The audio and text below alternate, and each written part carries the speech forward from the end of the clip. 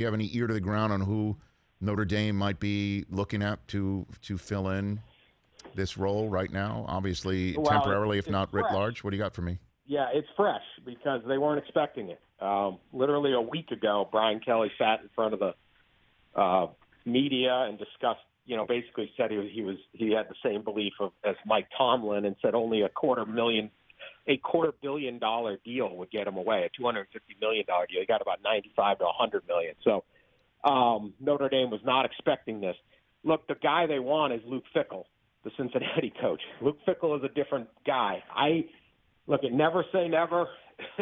You can't be cynical enough in this profession, but I cannot imagine Luke Fickell walking away from his team, certainly if they make this playoff, like Brian Kelly just did. I cannot fathom him doing that, the type of guy he is. Luke Fickell is the perfect hire there. He is a Midwest guy. He is an Ohio guy. Ohio State has a coach for the long term. Other jobs in the area that maybe Michigan now isn't looking to open. Penn State just has a big deal. So if he wants to stay, Notre Dame is a possibility for Luke Fickell, but I also could see Luke Fickell just saying, I'm good. I'm going to stay at Cincinnati. We're going in the Big 12, all that. Marcus Freeman, their young defensive coordinator, highly, highly regarded, has done incredible work this year with the defense and in recruiting. He has no head coaching experience. It's a very challenging job. Notre Dame is a tough job, so that would be there. And then you have, the Matt Campbells or somebody like that who's done a pretty good job at Iowa State. Those would probably be your three most likely. You could get NFL interest. You could get a lot of different people, but Notre Dame's scrambling right now, and I don't know that they can even get Luke Fickell on the phone to find out whether he's interested. But if Cincinnati wins on Saturday, I think he's off the table. If Cincinnati loses on Saturday, now maybe you got a shot at Luke Fickell. Well, I mean, while we're being cynical, the dots being connected with Urban Meyer having a very difficult time in his first year. As you already said, no way. I mean, he's already gotten as many losses in Jacksonville this year that he had at Ohio State in his entire tenure there. He's already got 9, and we're only entering week 13 in this NFL season. We know his affinity for the place. He was there in his coaching whistle stop tour that's led him to Jacksonville. No way. You just said the words no way, right? Yeah, look, Urban Meyer wins. Urban Meyer is a high-maintenance drama. It's going to end ugly. There's going to be – it's everything Notre Dame doesn't want to be. Would he win? Yes. Could he recruit and deal with the job under all the different things that go on at Notre Dame, some of the academic restrictions, the little things. Freshmen have to live on the dorm, right? Freshmen, they want the players have to live with the other students. They have to eat in dining commons with other students except for training camp. Urban wants a 24-hour sealed-off football program. He's a terrible fit for Notre Dame.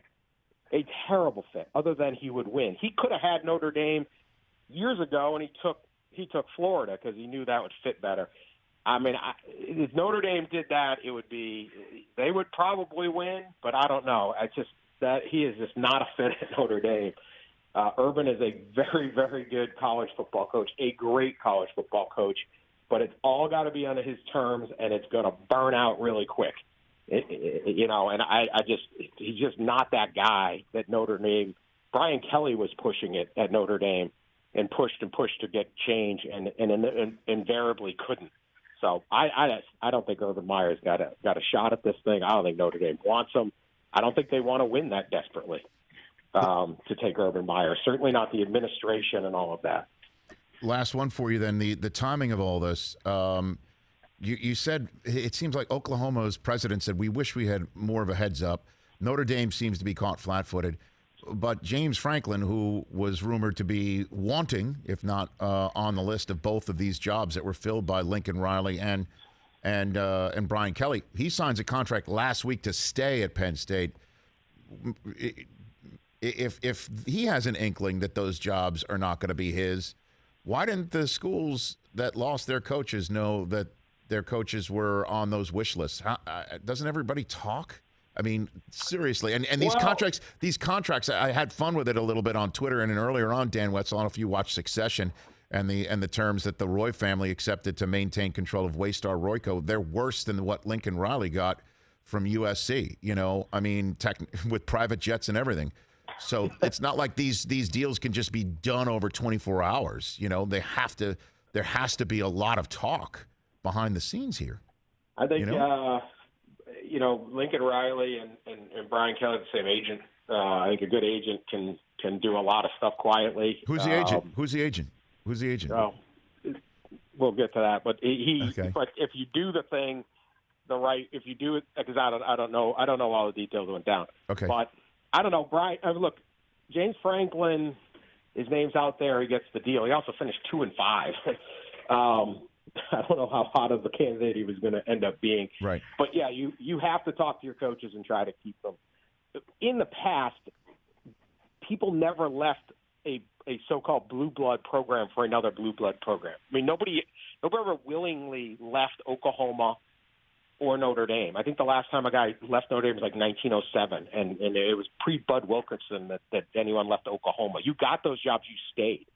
You did Tom Osborne, you did Joe Pa, you did Bear Bryant, you did Bo and Woody. You didn't leave unless you got old or fired or there's scandal. You stayed at those places and tried to win and stayed and said, hey, over the next 20 years, maybe we can win one. Nowadays, the pressure to get the elite recruits, because recruiting is so much better of a science. It's way more like an NFL draft. And the top schools that can attract them get such a talent advantage. People look and say, well, there's a 5-star, there's a 4-star, it's not that big of a difference. No one would ever say that in the NFL draft. A 5-star recruit is like a first-round draft pick. And there's only 250 guys about get drafted a year. If you're outside that 250 in the NFL, you're an undrafted free agent. Those guys, nobody thinks about them. Like Georgia right now has 6 5-star recruits committed for next year. That's 6 first-round draft picks. How are you beating that team if you don't have any first-round draft picks? So the ability to get to those schools that can get that player, and that's LSU, is so enormous because it's probably the only way you can actually beat the top. There's only a few schools that can win it right now, and that's what Brian Kelly's chasing. But everyone else, and that's what Lincoln Riley's chasing. He's saying, I got a better shot because Southern California has a ton of great players. Oklahoma has produced 1 5-star, 1 top 30 player since 2007. One kid, and he ended up going to Michigan, Daxton Hill from Tulsa. But that's it. So you have to be able to get the elite player to win football. The same way a team that never gets a first-round pick is going to struggle in the NFL. Hey, you watched all the way to the end. Thanks for that. Watch more right here.